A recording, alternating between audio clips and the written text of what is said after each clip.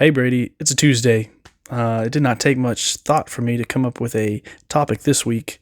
I just got done reading Lee Strobel's new book, The Case for the Supernatural, or well, I think that's what it is called. Seeing the Supernatural, that's what it's called.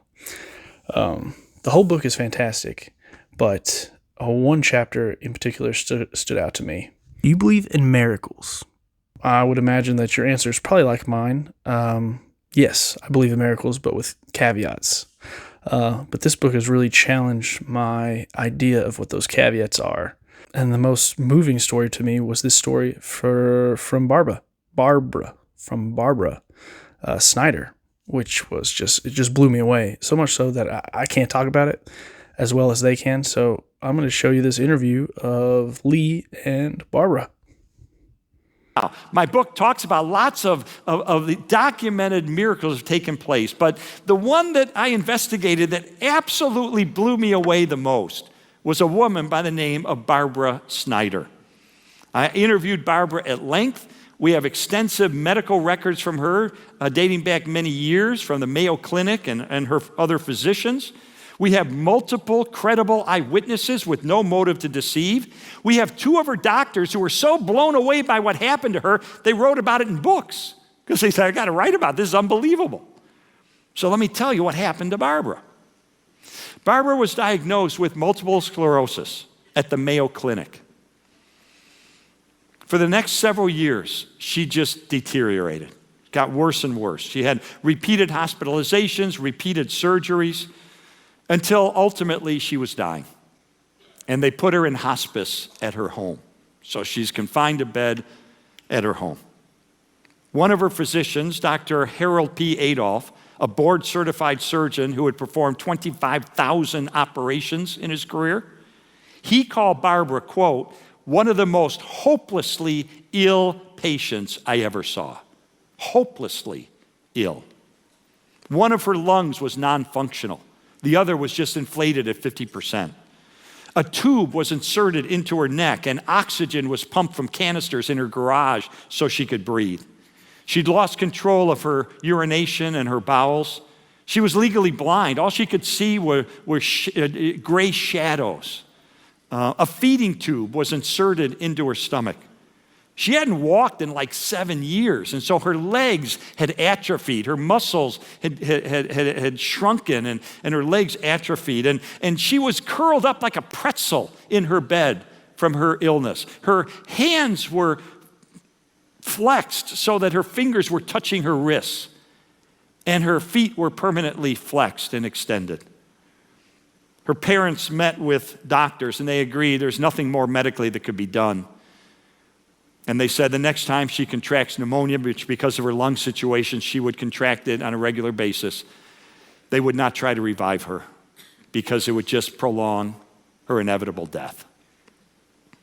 Well, then one day, a friend, called WMBI, which is the radio station in Chicago that's run by the Moody Bible Institute, a Christian radio station. And they said, would you announce and just ask people to pray for Barbara. Barbara's on her deathbed. She's really suffering. Would you please have people pray? And we know that a minimum of 450 Christians began to pray for Barbara. How do we know? Because they sent letters telling Barbara, we're praying for you. So what happened? I'm going to let Barbara describe to you what happened next, to tell you herself what happened on Pentecost Sunday with her friends who came to her to read her some of these encouraging letters that the people who were praying for her had written to her. So let's watch Barbara. June 7th, 1981, I'll never forget it. It was a day like any other day for me. That was one spent confined to bed, unable to breathe on my own, hooked up to machines, a tracheostomy tube in my neck, my arms curled up, my legs curled up.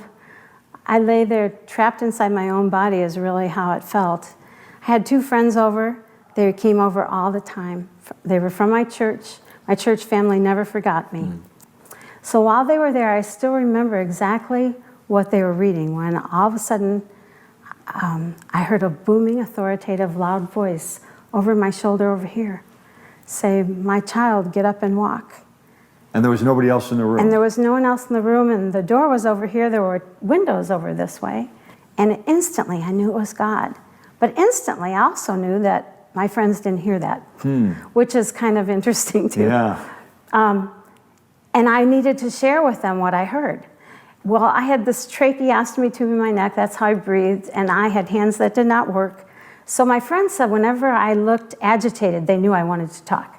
So they'd come and plug the hole in my neck. And I said, "I don't know what you're going to think about this, but God just told me to get up and walk." And my friends got really quiet. I know, but he really did tell me to get up and walk. Run, get my family. I want them to be here. And my friends all of a sudden jumped up, and while they jumped, so did I. I was so excited I couldn't wait for anyone. And I literally jumped out of the bed. This is where you'd almost have to have known me to see how totally impossible that was. So this time, I remember reaching up and pulling my oxygen off my neck. I remember that. And then I jumped toward the voice. My friends are over here, but I jumped towards the voice.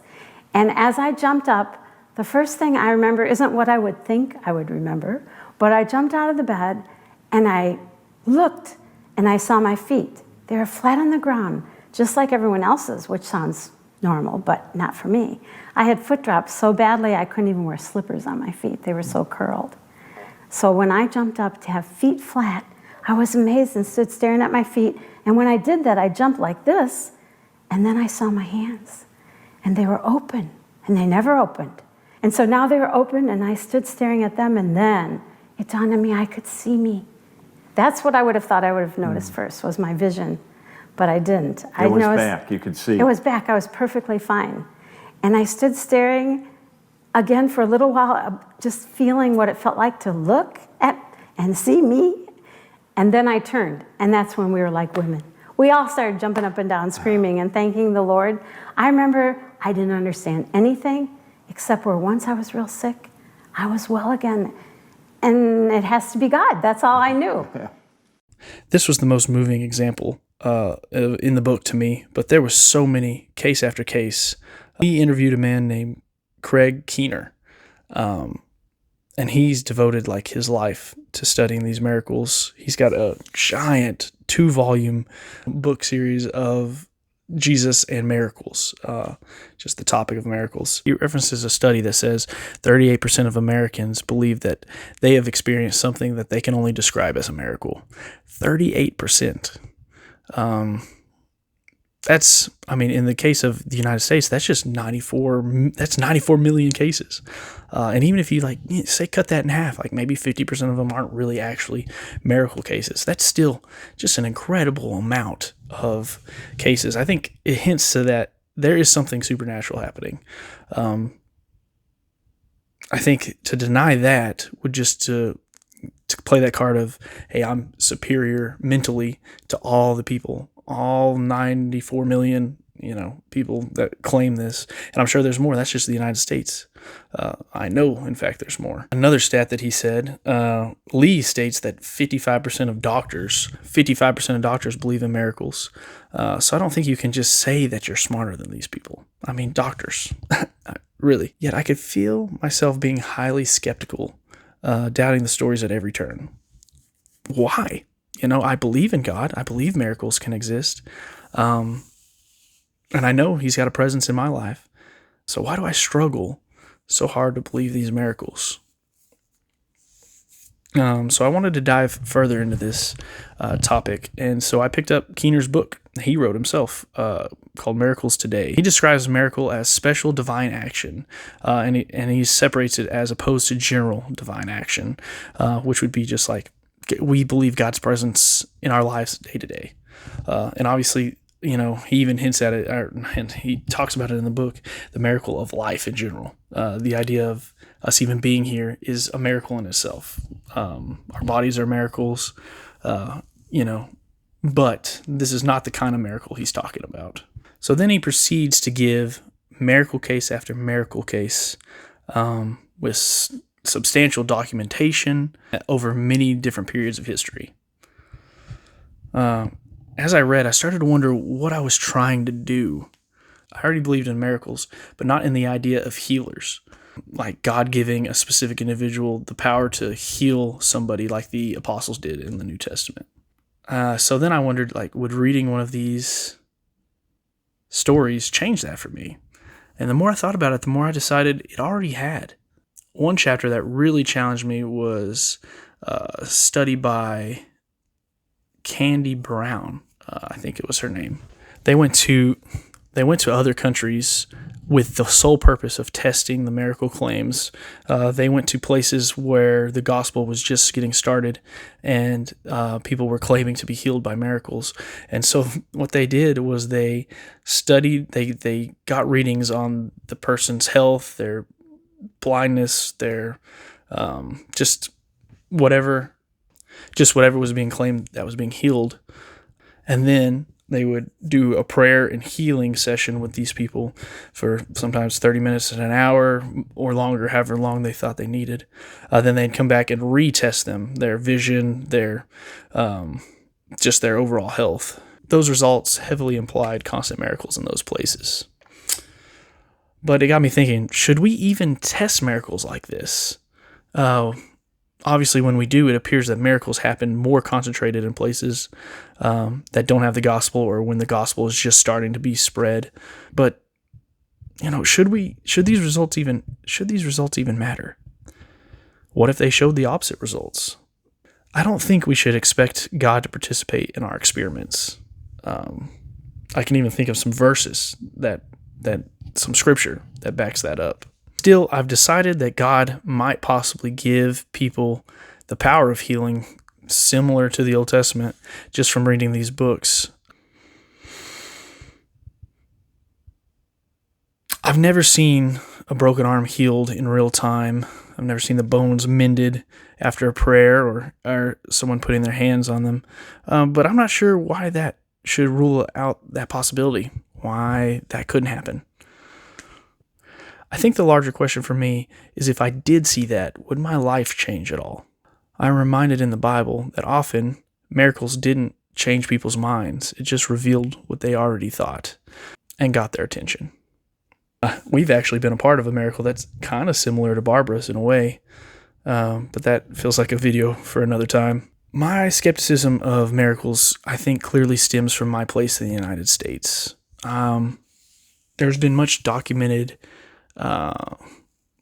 as much documented fraud and placebo effect healings as there are of actual healings, if not more. And I think a lot of that has come from the charismatic, Pentecostal denominations that I've kind of done my best to distance myself from. And that might be a detriment. I might be putting limits on the Spirit unintentionally. I also think the pursuit of miracles can be easily abused. If God does not answer my prayers for healing or other type of miracle prayers, does that affect my relationship with God? What is my expectations? Faith in God is more than faith that God will do what we ask Him to do. I think that gets confused for us way too often. Ultimately, our hope is in the resurrection. I've been watching the TV show The Chosen, and I think it really touches on this in a very poignant way.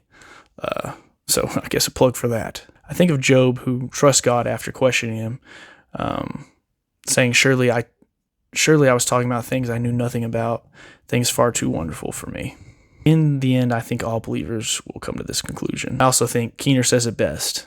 Miracles do not prove the existence of God. If you are inflexibly committed to finding another explanation, you always will. Even if you see the sea part exactly at the right time, you can choose to dismiss it as a 1 in a billion coincidence. If you are open to the reality of God, miracles get your attention and invite you to put your faith in Him. So, as Lee would say, it appears to me that God is still in the business of miracles, and maybe more than I ever thought. All right, Brady. See you next week.